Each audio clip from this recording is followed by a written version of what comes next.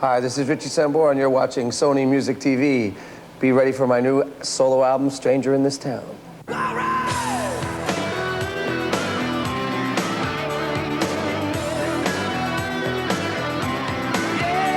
My solo album has been a dream of mine ever since I was a little boy. You know, I think that no matter what, the 30 million records that we've sold in Bon Jovi and all that stuff, I was still not going to be happy until I actually, you know, did my own thing. You know, because it's the emotions that I have inside me, a lot of them I couldn't get out with that particular kind of format band, so I had to do what I had to do. You know, and we talked about it, you know, at the end of the tour, you know, and it was time. I thought that the band needed a rest anyway, you know, because we needed to move in different directions. So we could now, next time whenever we come to do another Bon Jovi record, I will have learned so much more in a different direction, and also John will have learned a lot in a different direction also. So, I think it'll be an interesting record to listen to. Well, all the songs are close to my heart. Basically, the message I think that's important to me through this whole album is it's kind of like get acquainted with Richie. You know what I'm saying? Who's ever interested in getting acquainted with me should listen to this record. You know, if at all they think that it has any, you know, meaning to their life, because I really tried to relate to people through this record, because music to me was always my friend. Always, you know, I mean, it still is. I mean, every day I wake up, the first thing I do is I put music on, you know? I mean, it's accompanied me through the hard times in my life, the sad times, the happy times, everything. And that's what I wanted to make this record. Something that maybe people could go, hey, I felt like that one time. You know what I mean? I know what that guy's talking about, you know what I mean? Like, I'm kind of like reaching my hand out and going, yeah, I'm your friend, you know? I basically wanted to start a relationship with the listener. And the name of the record is called Stranger in This Town. And basically it's an autobiographical kind of, in a way, because I'm a stranger in you know, all the towns when I'm on the road, you know, I'm a stranger. But also, once again, I mean, as much as people know me in Bon Jovi, I was just a part of that thing, and I was just kind of like in the back. Now, if you really want to get to know me, you'll find out that that person that you thought I was, I'm a little bit more than that. You know, so in essence, I'm a stranger to everyone. Also, that song encompasses a bit of it's a blues song. And I'm a pretty happy guy, you know, and I'm young, and I've been lucky enough, you know, thank God, that I have some success, and that I am very happy, and my parents are happy, and I have a good home life. So it's hard for me to find the blues. So I had to search deep, and the homeless situation is a situation that has always bothered me a lot. So the song is about being a stranger in the town also, and being homeless. So there's a lot of different elements to that song, and that's the way I found the blues in that song. Eric and I became friends about a year ago. I was asked to give him an award on this International Music Awards for best, you know, rock guitar player, like, of all time or something, you know what I mean? So of course I was tickled to do it. You know, I was really happy to do it. So, and then they called me back again and they said, would you like to actually play with Eric at the end of the show? And I said, of course. I think, you know, it would be fantastic, right? So I got there and I met him, and, you know, I told him that basically, thank you, because through his records, I felt like I was his friend. And his records made me want to play guitar when I was a boy. And they kept me company throughout my life in many different instances that, you know, that went down. And I basically said, well, I'm just like a kid from New Jersey, and I sold 30 million records. And you were a big part of teaching me a lot. You were a big part of my musical development, you know. So we kind of got to be friends a little bit, you know. And then I gave him the award for the show and everything like that.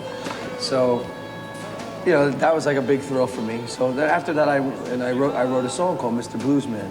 And basically, the song is about a young boy wanting to be a guitar player, which was basically me wanting to be Eric Clapton, you know? Yeah. So the song came out really well.